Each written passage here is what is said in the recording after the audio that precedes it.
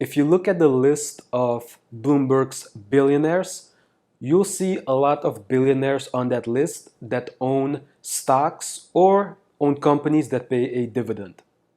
For example, Bill Gates, Warren Buffett, Amancio Ortega.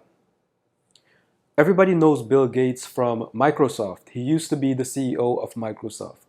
But what a lot of people don't know is that Bill Gates owns a holding company called Cascade Investments. That holding company owns stock in companies such as Republic Services and even Microsoft. Both pay a dividend. And Cascade Investments has produced over $50 billion in a combination of stocks and dividends for Bill Gates. Amancio Ortega. He owns a large percentage in the company called Inditex, which is the largest clothing retailer. When it comes to dividends, he has received over $10 billion in dividends from his company. And then Warren Buffett, who owns Berkshire Hathaway.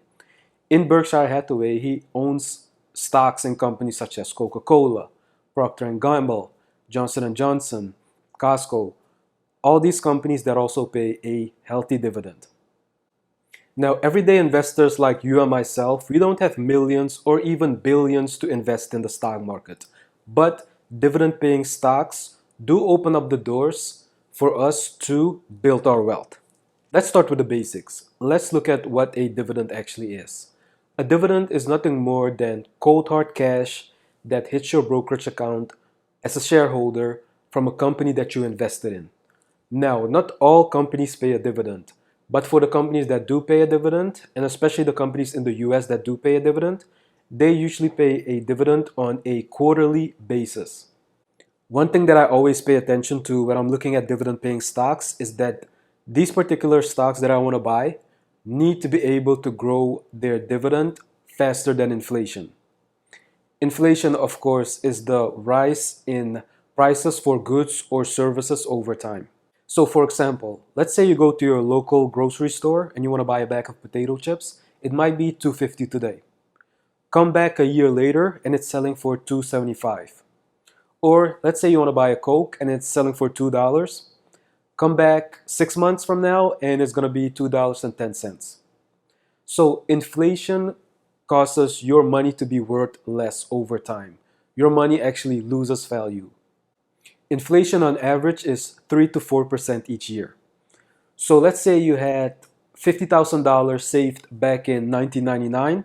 20 years later, your buying power went from $50,000 to $32,000 because of inflation. That's why when I look at investing in dividend paying companies, they need to be able to keep up and grow their dividends faster than inflation or just keep up with inflation. If they can keep up with inflation, so a minimum of 4%, the money that I invested is able to retain its buying power. But of course, if it can increase the dividend faster than inflation, faster than 4%, to me that's even better. So when investing in these dividend paying companies, I'm looking for consistency and stability. Consistency in the sense that I look at the last 10 years or more and I want to see that this company has been able to consistently increase their dividend per share. And of course, stability. In times of economic turmoil, when the stock market might crash, these dividend paying companies that I invest in continue to pay a increasing dividend even during a stock market crash. So how does this whole thing work? How can I buy these dividend paying securities and where can I see my dividend? In order to get a dividend, you need to buy securities that pay a dividend. Securities being a stock, a mutual fund, an index fund, or an ETF. Now, in order to buy these, you might have a brokerage account open, or you can use your 401k, your Roth IRA, your IRA, or even a 403b or another investment account that you might have opened. One company that pays a consistent dividend is the Coca-Cola company. Another company that pays a dividend is the Nike Corporation.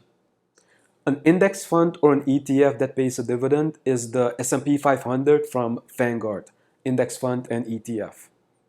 Now, with an index fund, such as the Vanguard S&P 500, you're going to get a quarterly dividend from the underlying companies that this index fund is invested in.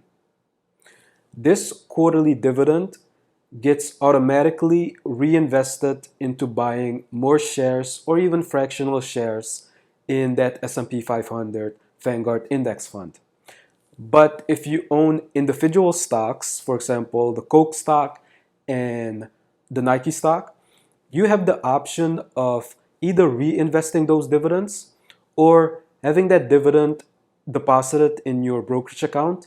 And then you have the option to do multiple things with your dividend. You can take it out, depending on which investment account you have, or you can use that dividend to buy other stocks that pay dividends or even growth stocks. The amount of dividends you receive is directly in line with how many dividend paying stocks you own. So for example, let's look at Coke. Coke pays 41 cents per share per quarter in dividend income. So if you own one share in the Coke stock, you get 41 cents per quarter. Times 4 for the year is 164 if you own one share. Now, if you had 10 shares, you would of course not get 164. You would get $16.40 per year for those 10 shares. Now, here's the cool thing about a company like Coca-Cola. And Coke is not the only dividend paying company who does this. Coke has been able to increase its dividend payment by about 7% in the last 10 years. So the first year, if you own those 10 shares, yes, you'll get 1640. But the second year, your dividend income has potentially increased by 7%. Take that dividend income and reinvest it into buying more shares of Coke, or you can take that dividend income and spend it on buying different companies that also pay a dividend, and also put more money into your account to buy dividend paying companies, and you're on your way to slowly growing your wealth. So let me reiterate. The four ways to snowball your dividend income and your dividend wealth is to reinvest the dividends that you get from these companies. The companies, if you've done your research, they should be able to grow their dividend income faster than inflation, so at least 4%. Some of these companies also pay a special dividend every now and then. And then you want to put more money into your account to buy dividend paying stocks. Those are the four ways to snowball your dividend wealth. So why do some companies actually pay a dividend?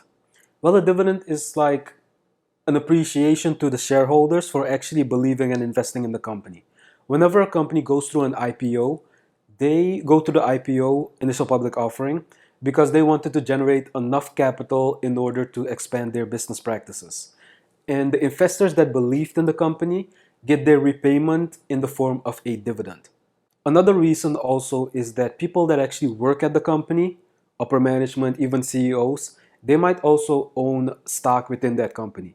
So it's in their benefit that the company does well and is able to increase the dividend because it will directly benefit them and their pockets. And then lastly, of course, having a dividend paying stock brings stability. It brings long-term shareholders to the company. Dividend paying companies, also called blue chip companies, are a lot more stable than growth stocks when you look at the stock market. So whenever you see that there's a stock market dip or stock market crash, it usually hits the growth stocks first, particularly tech stocks. When you look at the dividend paying companies, yes, they do get hit also, but they're able to recover faster and they don't get hit as much as the growth stocks. Hit meaning shareholders selling their shares. Usually with those dividend paying companies, yes, the price might go down, but some of these companies still pay their dividends, and especially a dividend that increases year over year. So shareholders just keep holding on to the dividend, to this dividend paying stock, because they don't only pay attention to the price of the stock, they particularly pay attention to the dividend that they receive. Now, I want to show you guys some of the companies that I have on my watch list, or actually I can show you my whole list. Now, the companies that I do have on my watch list, these dividend paying companies, I haven't bought all of them because some of them I just added to my list, and others I haven't bought them because they're way too expensive at the moment. As a value investor, I only like to buy companies when they're trading at a discount. Some of these companies currently are just overpriced. So let's go through that list and definitely take notes. Some of these companies you might be familiar with, others might seem new to you, but these are companies that have been paying a dividend for at least 10 years, an increasing dividend. So let's just go through the list. So some of the companies you might be familiar with are companies such as T. Rowe Price, 3M, AbbVie, Kimberly-Clark, Kellogg's, of course, Target, Lowe's, Unilever, definitely Coca-Cola, Nike, Texas Instruments, Walmart, Colgate, Hasbro, Johnson& and Johnson, Yum Brands, the PepsiCo company or the PepsiCo, Procter& and Gamble, Hershey, Clorox, Microsoft, Hormel Foods, Stanley Black& Decker, Fastenal, Grainger, McDonald's, the McCormick Company, Sherwin-Williams, Visa, Costco, Walgreens, Qualcomm, Estee Lauder, Genuine, Genuine Parts Company. So those are the ones that I have on my list. I'm not too big on tech stocks, even though I make exceptions. I have Microsoft on my list. I'm not a big fan when it comes to investing in Apple. So I'm on the Microsoft side. My brother, who still lives in Europe, he has Apple on his watch list. But pretty much his and my list are pretty similar. And I have the better stocks on my watch list. The very first dividend ever paid was back in the 1600s by a company called the VOC. This was a Dutch company. VOC standing for the Verenigde Oost-Indische Compagnie, also called the Dutch East India Company. This company traveled all the way to Asia by ship to trade in commodities, commodities such as sugar, spices, coffee, etc. Now you can already imagine that traveling by ship to trade in commodities from the Netherlands all the way to Asia is not only a very long trip, but a lot of these ships didn't make it, or a lot of these ships took quite a beating. So what the VOC wanted to do, they wanted to increase their capital so they could buy more ships because business was booming, and they also wanted to insure their ships.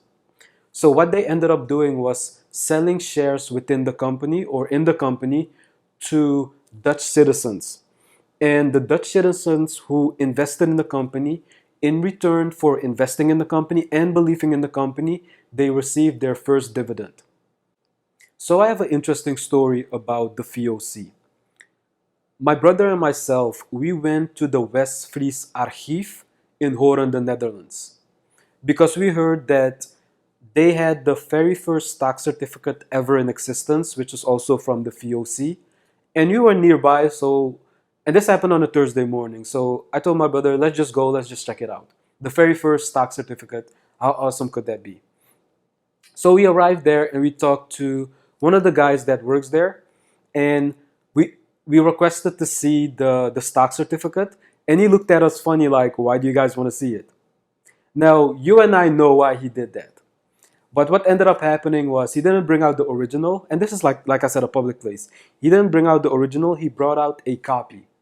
And my brother and myself, we looked at the copy and nothing special. It's written in Dutch, it's written like handwritten, and it's the language it was hard to read, especially since it's like older Dutch language. But we looked at it for like 2 minutes and then we just returned it and we left. Previously, we talked about my watch list, and I showed you guys all the companies that I have on my watch list. Now, if you want to create your own watch list or if you want to update the watch list that you already have, definitely look at my watch list and pick and choose the companies for your watch list that would make sense for your investment portfolio. Another thing that you can also do is think about the products that you use on a daily basis and see if those companies actually give out dividends to their shareholders. So, for example, if I think about my daily life, of course, I wake up in the morning and I brush my teeth with Colgate. So, Colgate, I jump on the Colgate website, boom, they pay a dividend. Okay. But I still have to do some analysis before I add them to my watch list. But Colgate is actually one of those companies that I do have on my watch list. Clorox is another one that comes to mind. Even Nike. Some of the shoes that I own are Nike shoes. Nike is also a company that I have on my watch list. So that's one good technique to use also. Look at the products that you're using on a daily basis and see if those companies give out dividends to their shareholders. Nothing is better than using products, and while you're using it, you also know that you're getting paid a dividend from those specific companies.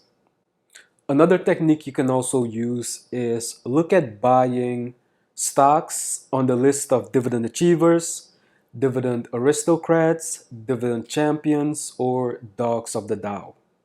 Now keep in mind that if you're not the type of investor who wants to go out there and pick and choose individual stocks that pay a dividend, you can always look at mutual funds, index funds, or ETFs that are dividend focused from companies such as Schwab, Vanguard, or even Fidelity.